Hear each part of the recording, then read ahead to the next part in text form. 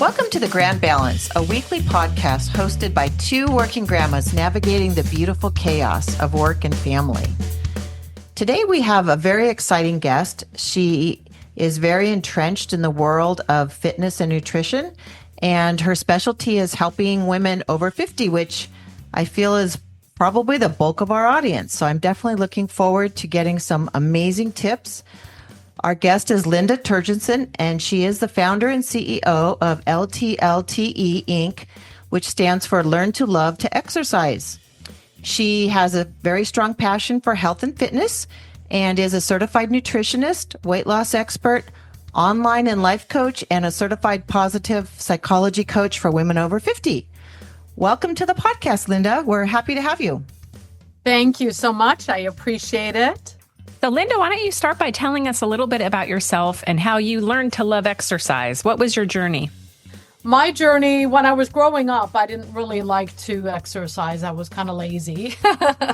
But as I grew older, then I got into exercise. It started with joining a gym, and I just started going, and I was consistent, and I went 5-6 days a week. It was back when the aerobic classes were super popular, and I did the classes and I did the cardio, and I met a lot of friends. I even met one of my old bosses there who ended up hiring me to work for him. So I met a lot of friends. It was a lot of fun, and it was kind of like a place to go that wasn't, going out to a bar or somewhere. And back then there was no online stuff going on. So it was like, where do you meet people? So I met a lot of people at the gym, and I really liked it. And my mom was very intrigued. And so I got her to join as well. And she ended up joining a separate gym when she was 57, which is my age today. I got my mom started. And she loved it for the same reasons as far as meeting friends, but also getting a lot stronger, building her confidence, and those same reasons for me. As I got stronger, my confidence soared, and I just felt a lot better, and I didn't have any aches or pains, and just had a lot of energy. And same with my mom. And my mom always called the gym her lifesaver. And I'm sure that it added a lot of years onto her life.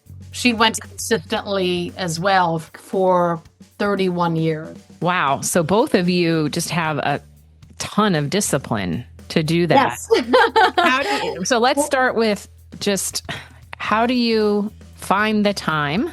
I mean, Sharon and I we were both working moms. We're both working grandmas. We both have very hectic careers. Plus, we're trying to help take care of the baby. How do you find that discipline? Because I can tell you, I can find 100 other things to do in my day besides exercise. So discipline is a trait that I have, because if there's something I want to do, something that I want to pursue, I'm all in, and I just go for it. Doesn't matter how many times I fall down, I just keep on going. And I don't let anything hold me back, including fear or worries or anything like that. So that's one thing. And then as far as the time, I'm a firm believer that we have time for anything that is important to us. And for me, the gym and staying healthy and going out for walks, practicing yoga, stand-up paddleboarding, whatever activity I choose to do is important for me. And it's fun. And I always think about, how am I going to feel afterwards? I'm going to feel great. Yeah, we never regret the gym, right?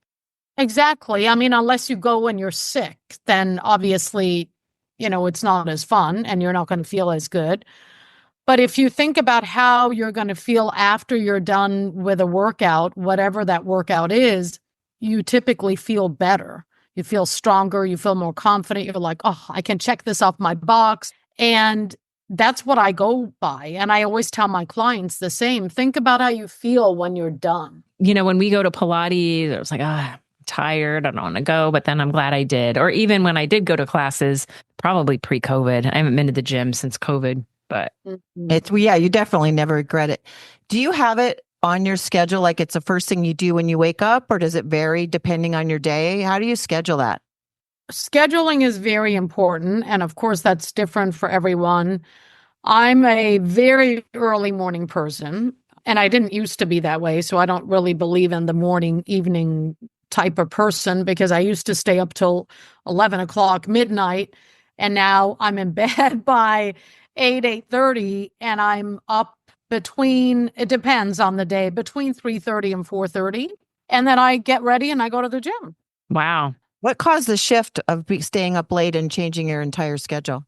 It was over time, but I love to get stuff done. I'm a doer. I agree with you. When I'm up early, it's amazing. Like I look at noon and I'm thinking, wow, I got so much done in the first 6 hours of the day. Exactly. And the morning is the best time to get stuff done. And if there's something that you don't like to do, like if you don't like to exercise, if you haven't yet learned to love to exercise, then do that especially first thing. Because the things that we don't like, we want to get that checked off and get it out of the way before we talk ourselves out of it, before there's too many distractions, before everyone else is asking us for help, the phone is ringing, emails are coming in, laundry is there to be done, all the things. Good point. We have talked a lot about exercise on our podcast, but one thing I've noticed is once I hit probably the age of 50, my metabolism slowed down, menopause hit. And I know nutrition is such an important component of weight for women. Yeah. What are some advice you have as far as small everyday changes women can make to improve the nutrition? Drinking more water for most people. Most women don't drink enough water.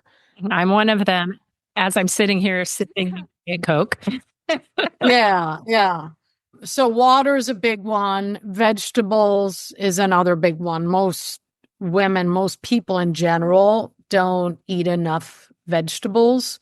And I'm talking, plain, raw, grilled, steamed, not coated with oils and nuts and cheese and all the things. Right.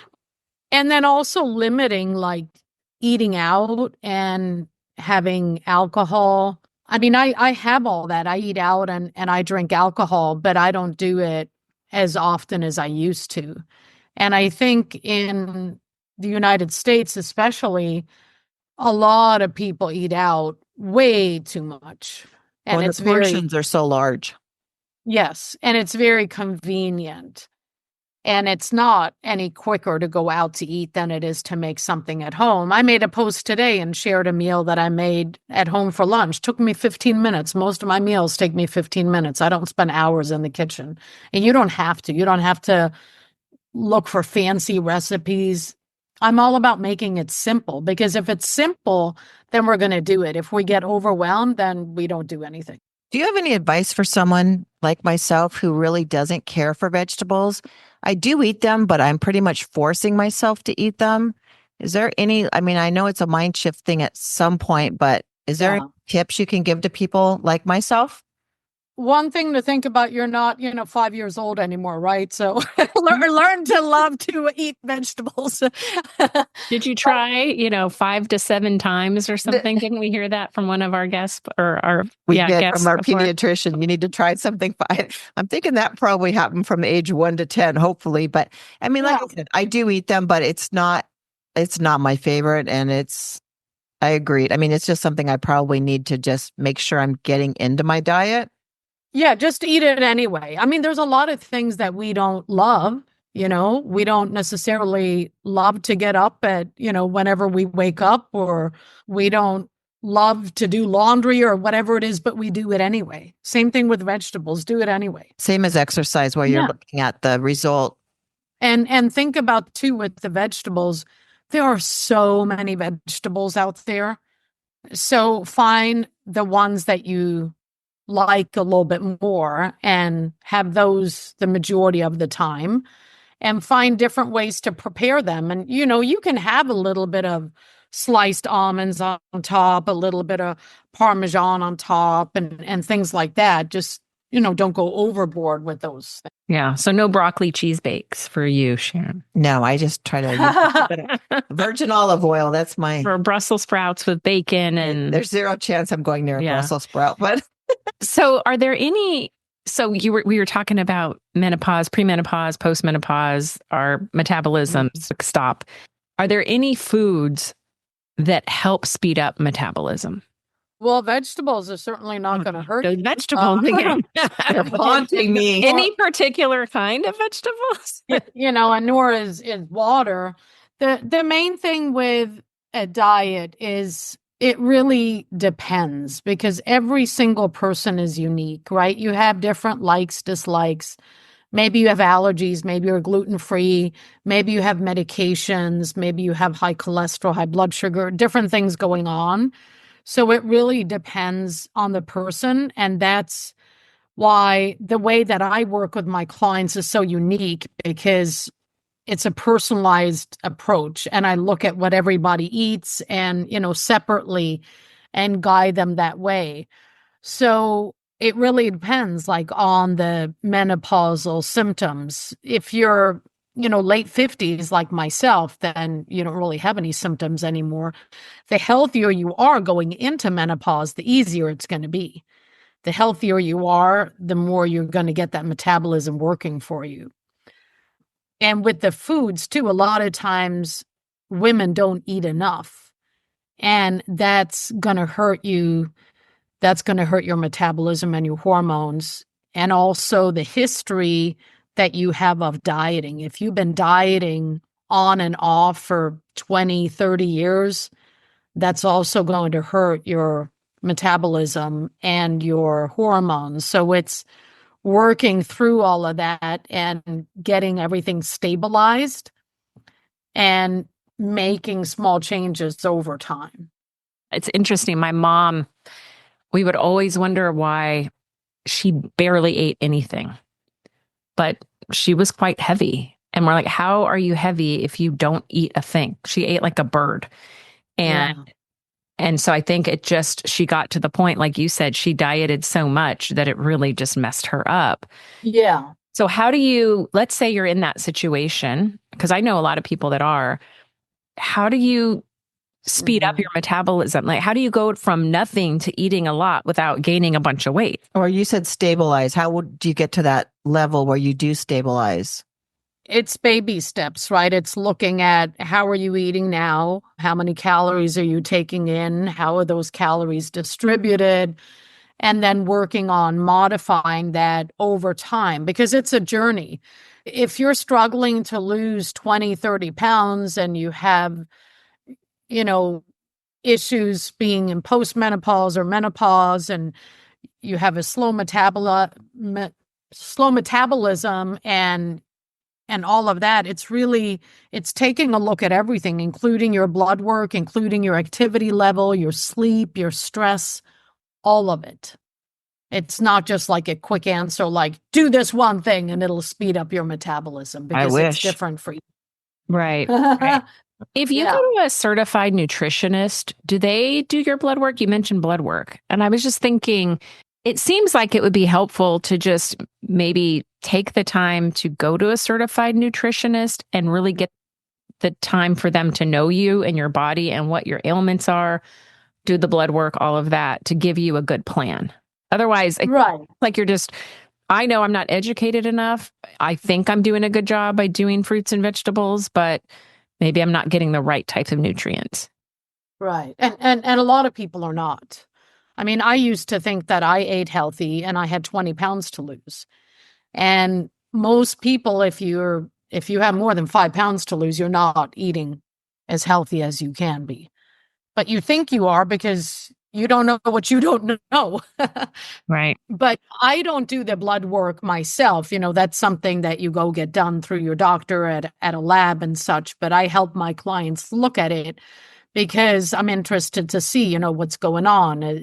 Is there issues with iron? With cholesterol, triglycerides, knowing what your blood pressure numbers are, all of those things. Because the way that I help clients inside the New Me Academy, which is a group program for women over 50, is a holistic approach. And it's looking at the whole picture from the inside out. So including the blood work, your stress, your sleep, time management, making time for yourself, prioritizing yourself as a woman over 50, which is very difficult for a lot of women over 50, especially if there's grandkids around, looking at everyone's diet and the exercise plan and then working through that over time because it's a journey. It's not a quick fix.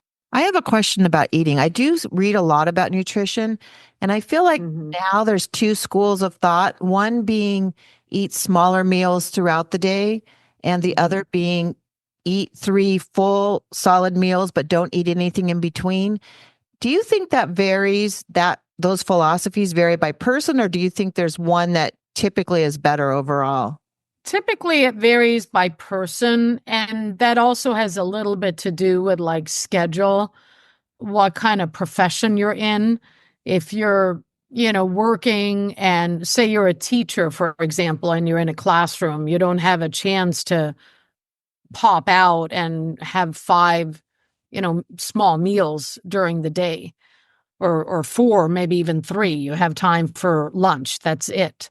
So then it's like, okay, then we can work on 3 meals and have those meals be sufficient enough so that you get enough calories.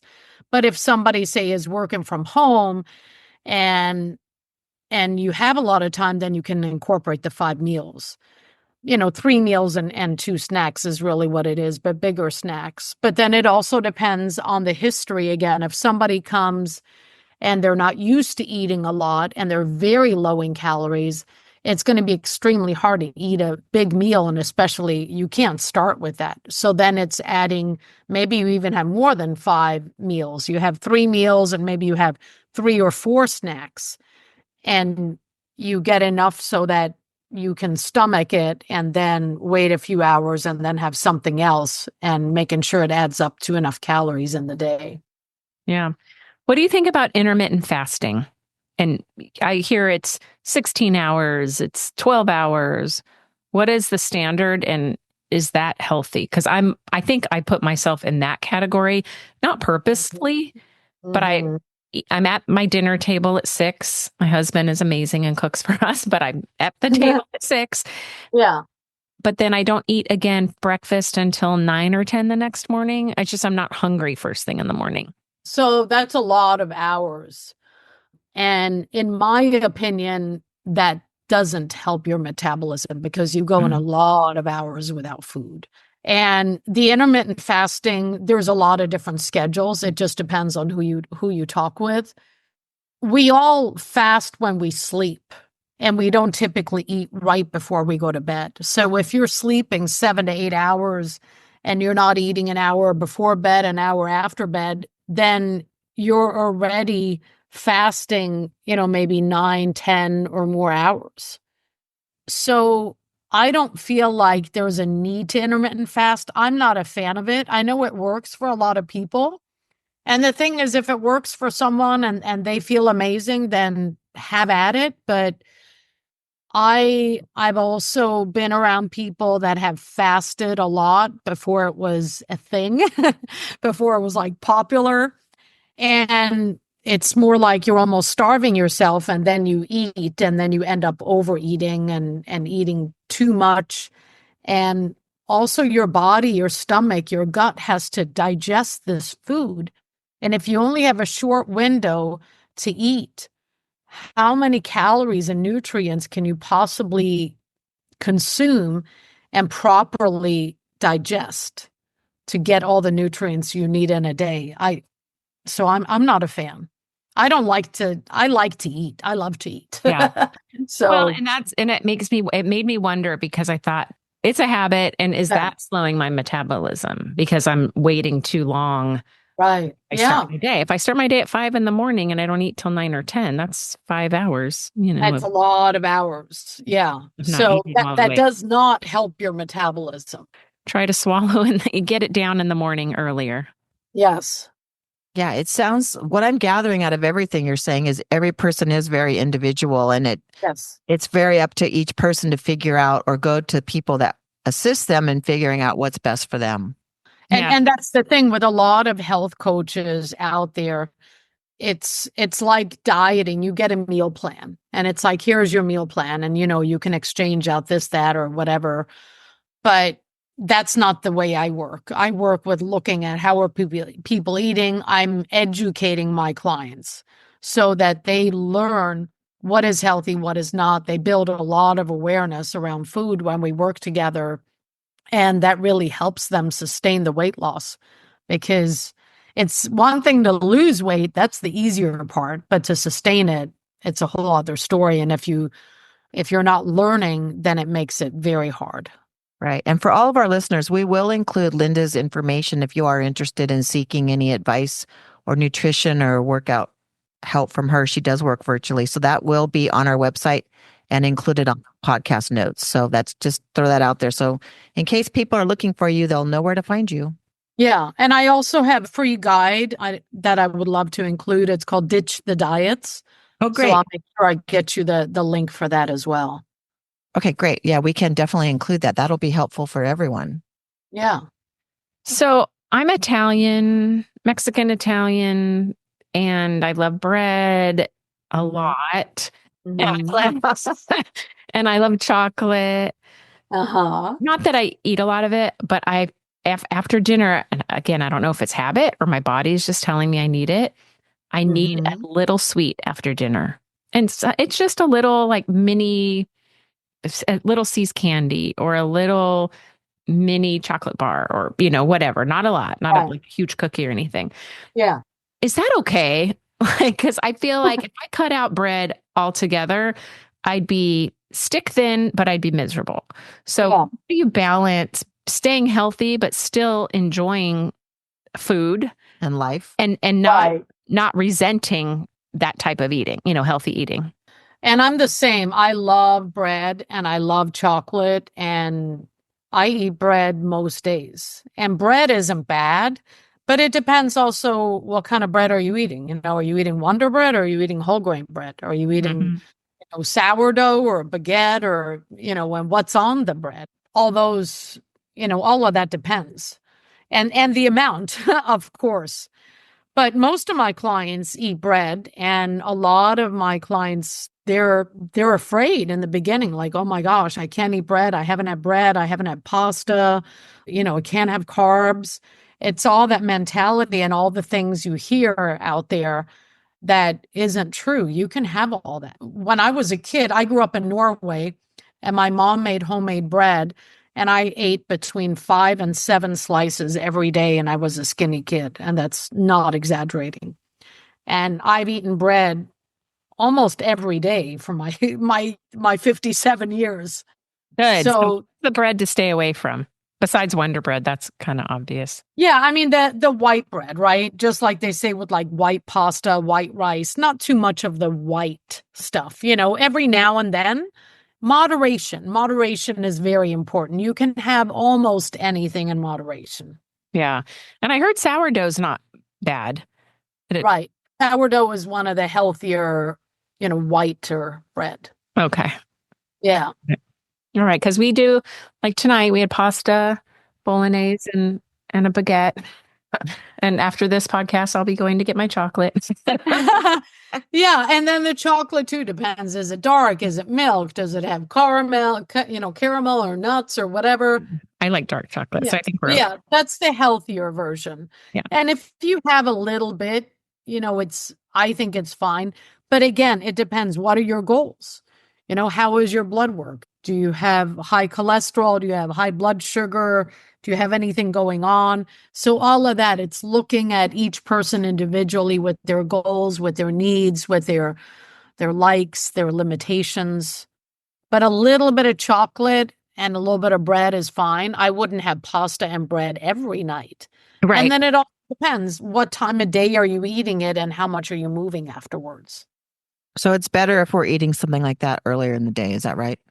Yeah, because if you eat it earlier in the day, then you're going to be able to work a lot of it off instead of eating it later and then you go to bed and it's, just kind of sitting there.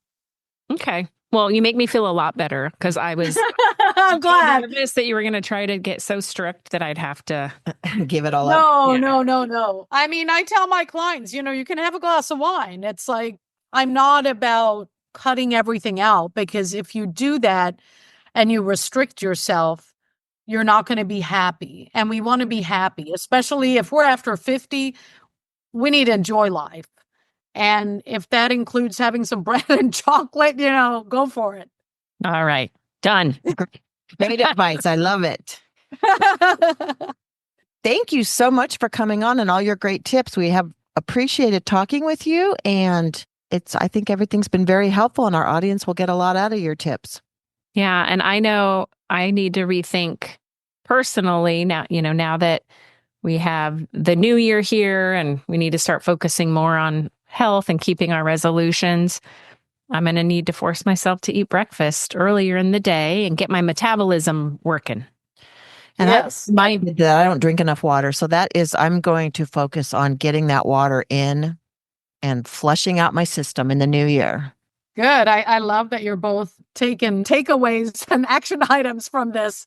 All right. Well, thanks again. We look forward to checking back in the future possibly and getting some updates. And we will include all of the information on our website and in our podcast notes. Okay. That sounds great. Thank you both so much. And yeah, LTLTE is my website and my YouTube channel. And then my Instagram is Fit with Linda. Great. All right. Thanks, Linda. It's been a pleasure. Thank you, ladies. I appreciate it. Have a All good right. night. Bye-bye. Bye-bye. Bye. Thank you for listening. Please like and subscribe to the podcast so we can continue to grow our community. And follow us on Instagram at Working Grandmas Podcast, on Facebook at The Grand Balance, a Working Grandmas Podcast, and join our LinkedIn group, Working Grandmas.